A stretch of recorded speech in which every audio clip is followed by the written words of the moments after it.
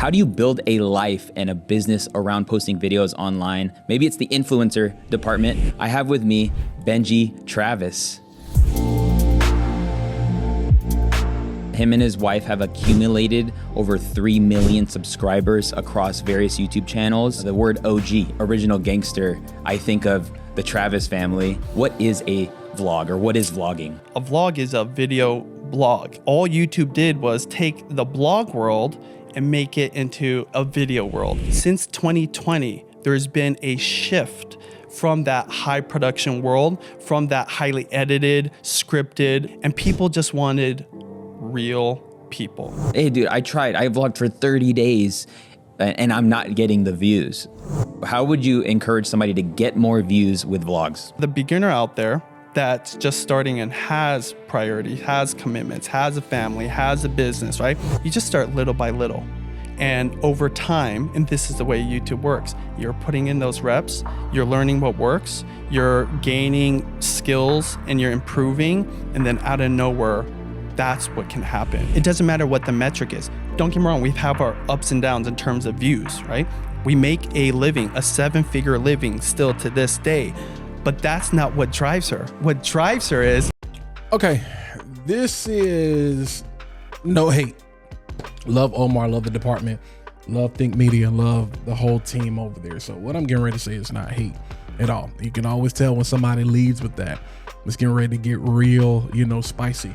But I agree with what Benji said as far as YouTube has changed.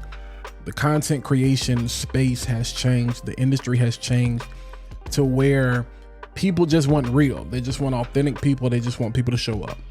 People are kind of getting tired of the high, supernova style, Mr. B style productions, because it's over the top and it's not realistic. It's not sustainable, even though that's what people have, taken a liking to. At some point it gets old and, people want something new. So people just want to go back to what we love in the first place. Here's where things lose me though, is because, and I'm not saying this is what Omar has done, what Benji has done in this interview, but what bothers me is when we get to this, and this is uncut, so I'm gonna say what I gotta say. What bothers me is when we move into this pyramid scheme or Ponzi scheme style of creation. And what I mean by that is we always take people who have made it. People are trying to profit off other people's dreams, other people's ambitions. And so we always tell beginners what they should do. Now, one of the things I say is never use somebody else's finish line to determine how you start your race. I think we have a responsibility as creators and as YouTubers, as coaches, whatever you educators, to make sure people understand there's a disclaimer, there's a caveat. There is no one size fits all for success. And some people are like, well, Walt, that should be easily understood. It should be easily understood. People should be able to grasp that without you having to say it, but you still got to put things within context.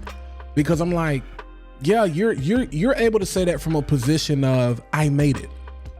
And it's easy to say work hard. Like you've heard me, I've been saying, my football coach used to say, hard work beats talent when talent doesn't work hard. But, my addition to it is sometimes you can be talented. Sometimes you can work hard.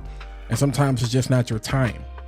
And then sometimes none of it works. You know what I'm saying? Because when it comes to vlogging, and this is not the case with a lot of other things, because I do believe if you put the time in, eventually you will find the audience that is assigned to your voice. But, to go from being a beginner and just telling somebody, hey, just keep working. Just, stay consistent, find time, keep working hard, and eventually, what is eventually? What is eventually? And that's my whole beef right now with people is like, why do you want to be a content creator? I made a post on Kirk Nugent's live earlier. I'm like, do you do it for the love of the game, or do you just love what the game provides? And it was hashtag Kevin, Zion Williamson, because it was in reference to him. Like, do you really love basketball, or do you love what basketball has afforded you to do? And I think that's why we've seen so many people quitting, and nobody really wants to say that. I think people started off loving content creation, but they fell in love with the opportunities that opened the door. And now it's like, they're no longer in love with that. And so Yeah, I just, do I agree? Do I disagree? I don't know. I think it's a catch-22 because, you know, if you're a beginner, depending on what type of content you're trying to create, I'm gonna tell you, like, you definitely have to be talented. You have to work hard. But the reality of it is, when it comes to vlogging, if people don't know you, they're not gonna watch you, and not at that rate.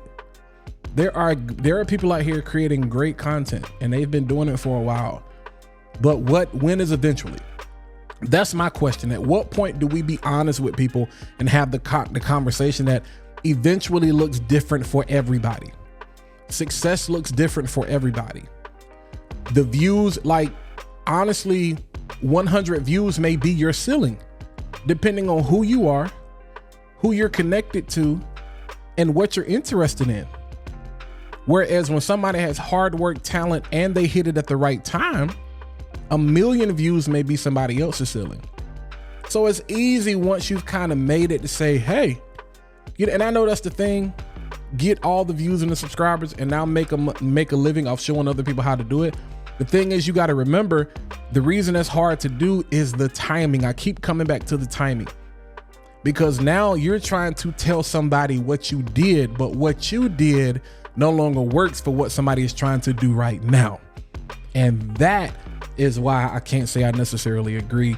You know, I'm not mad about it. I don't have a problem with it. I just think we have to have these conversations within context.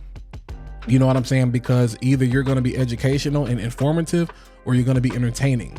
And if you don't have the personality that has the ability to really, really, really sway people, like, I know there are people who are just addicted to what other people have going on in their lives, but I think you're going to have to work 10 times harder if you're trying to do the vlog thing, if nobody knows you.